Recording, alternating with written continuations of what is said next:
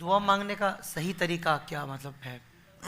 یہ آپ نے بڑا خاص پوائنٹ جی اٹھایا ہے. اللہ جس کو دعا مانگنے کا صحیح طریقہ آ گیا نا جی, جی اسی کی دعا قبول ہوگی. سبحان اللہ. یہ بھی ایک انداز ہے. کیونکہ پہلے آپ نے ابھی ارشاد فرمایا کہ رب کی بارگاہ میں کوئی خاص وہ نہیں ہے ڈھنگ، مطلب جی. وہ دینے والا ہے. بالکل پر ایسے ایک یہ سوال ہے کہ دعا مانگنے کا صحیح طریقہ، صحیح تو کچھ طریقہ آداب بھی یقیناً اس کے ہوں گے. بالکل آداب ہیں اس کے جو علماء نے آداب لکھے ہیں نا جی، میں ان سب کا خلاصہ آپ کی خدمت میں عرض سبحان کرتا ہوں. اللہ، لیکن اس سے سبحان پہلے ایک بات بڑی سمجھنے والی ہے. جی. یہ آداب کیوں ضروری ہیں؟ یہ ہمارا مکان ہے نا، اس کو ہم نے تالا لگایا ہے. اس کے اندر جو چابی داخل ہوتی ہے نا وہ ہے 5 دندانے والی.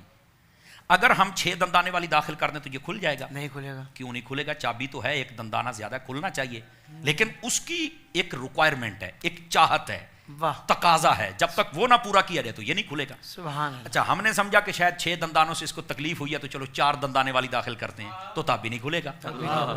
کیونکہ اس کا تقاضا وہ نہیں پورا ہوا، ریکوائرمنٹ.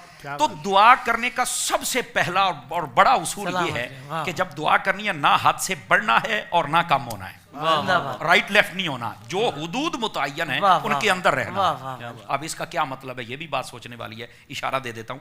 نبی پاک صلی اللہ علیہ وسلم مسجد اقدس میں جلوہ کرتے، ایک شخص آیا، جی اس نے آ کر دعا مانگی نا نماز پڑھنے کے بعد، اللہم ارحمنی ورحم محمد، یا اللہ میرے اوپر رحمت فرما اور میرے محبوب نبی صلی اللہ علیہ وسلم پر رحمت فرما. حضور نے فرمایا یہ کنجوسوں والی دعا نہ کر. اس نے کہا جی میں نے دعا مانگی، اللہ کی رحمت طلب کی آپ کے لیے میرے لیے. فرمایا اللہ کی رحمت غیر محدود ہے، تو محدود کر رہا ہے صرف اپنے اور میرے تک، باقی میری امت کہاں جائے. اللہ تو فرمایا جب مانگنی ہے تو پھر اس کو کلوز نہ کر یار، آپ ہاتھ سے نیچے نہ آئیں یار، تھوڑا سا کھل کے بات کریں نا. مانگ کے سے رہے ہو اور مانگتے ہو جناب تھوڑا تھوڑا کر کے، یہ کون سی بات ہوئی؟ تو آقا صلی اللہ علیہ وسلم نے فرمایا نہیں. اس نے کہا پھر کیا کروں؟ فرمایا تمہیں ہمارے باپ ابراہیم علیہ السلام کی بات یاد نہیں؟ وَلِلْمُؤْمِنِينَ يَوْمَ يَقُومُ الْحِسَابُ. سبحان اللہ. سبحان قیامت تک آنے والے جتنے ایمان والے ہیں ان سب کو اپنی دعاؤں میں یاد رکھنا ہے. سبحان اللہ. وہ ساڈی پنجابی کہندے نے مانگ خیر تے ہووے خیر. اس کا مطلب یہ کسی کے لیے بھلا طلب کر تو اللہ تیرا بھلا فرمائے گا. تو اس لیے پہلی بات یہ ہے. دوسری بات کہ حد سے بڑھنا بھی نہیں ہے. جی مثال کے طور پر کوئی بندہ دعا کر رہا ہے اور دعا کرتے کہتا ہے یا اللہ مجھے نا جنت کا دائیں جانے والا ایک محل دے دے بس. یہ بعض روایتوں میں یہ بھی صوفیاء نے لکھا ہے کہ ایک دعا کر رہا تھا، اس نے یہی کہا جنت میں بس دائیں جانے والا ایک محل مجھے دے دے، مجھے اور کچھ نہیں چاہیے.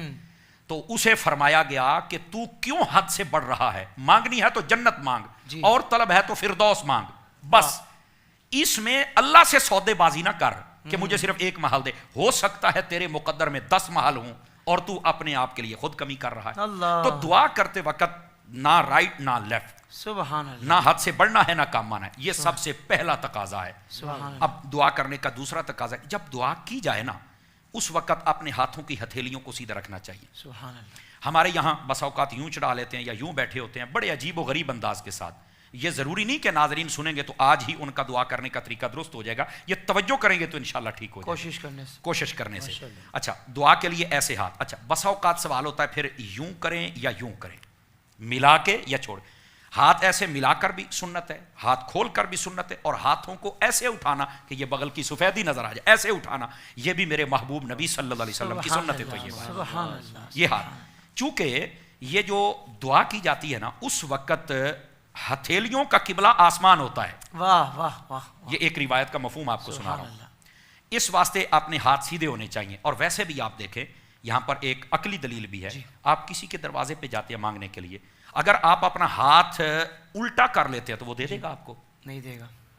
تو ہاتھ سیدھا رکھیں گے یا ہاتھ آپ ایسے کر لیں تھوڑا سا تو وہ بھی نہیں دے گا. تو اس لیے اگر وہ دنیا والا یہ دیکھتا ہے کہ برتن سیدھا ہونا چاہیے تو رب بھی تو دیکھ رہا ہے نا کہ اس کے ہاتھ تو سیدھے ہونے چاہیے نا.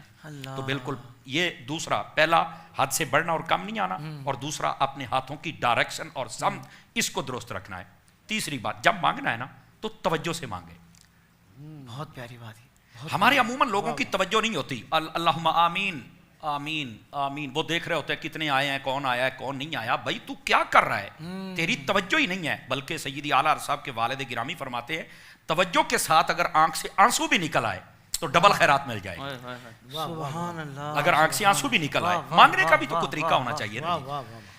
فرمایا کہ دعا کرتے وقت توجہ بھی کرے، روئے بھی صحیح، انتہا درجے کی عاجزی کرے. جی बावुजू होकर किबला रुख बैठकर दो जानू बैठ जाए, या अगर ज्यादा देर नहीं बैठ सकता तो बेशक जैसा तरीका उसे मुनासिब लगे वैसे दुआ करे। और फरमाया अगर सजदे में गिर कर करे तो फरमाया ये तो अल्लाह की जात का बड़ा कुर्ब हासिल करके दुआ कर। सुभान अल्लाह। तो ये तीसरी बात है कि तवज्जो के साथ दुआ करनी चाहिए कि मैं दुआ कर क्या रहा हूं। और इसी के ज़िमन में फरमाया कि जब तवज्जो से दुआ करे ना तो अपनी तबीयत पर भी गौर करे कि कहीं मेरे ऊपर सुस्ती तो गालिब नहीं आ रही, नींद तो नहीं आ रही, अगर आ रही है तो दुआ मुलतवी कर दे। बस जब दुआ मुलतवी कर देगा तो जब वक्त आए तो फिर उस वक्त मांग ले, फरमाया उसी वक्त खत्म कर दे। ये तीसरी बात। चौथी बात, दुआ जब मांगे ना तो इस यकीन से मांगे कि मुझे मिलेगा। सुभान अल्लाह। हमारे यहाँ जब बच्चों के पेपर होते हैं ना तो उस वक्त आ जाते हैं सुबह नमाज पढ़ने के लिए, हजरत दुआ फरमा देना बच्चों के पेपर हैं, आज रिजल्ट अनाउंस होने वाला है, दुआ कर दें। हालांकि सबसे ज्यादा दुआ जो कबूल होती है वो बाप की होती है। अल्लाह अल्लाह। फरमाया 3 दुआएं रद्द नहीं होती, उनमें से पहला वालिद की दुआ अपनी औलाद के हक में है, मजलूम की दुआ है, मुसाफिर की दुआ है। सुभान अल्लाह। तो कहने का मकसद ये है कि आप नहीं दुआ करते दूसरे को, ये मना नहीं है, इस पर भी हम आगे कलाम करेंगे। हमारे यहाँ वालिद से सिर्फ पैसे लेते हैं, दुआ पैसे लेने हैं, दुआ नहीं लेते हैं। वालिद वालदा की दुआ बहुत ज्यादा कबूल होती है। ये एक अलग मौजू है और हमारे मौजूआत में है, जब आएगा तो इंशाल्लाह नाजरीन को सुनाएंगे, इसमें शौक बढ़ जाएगा।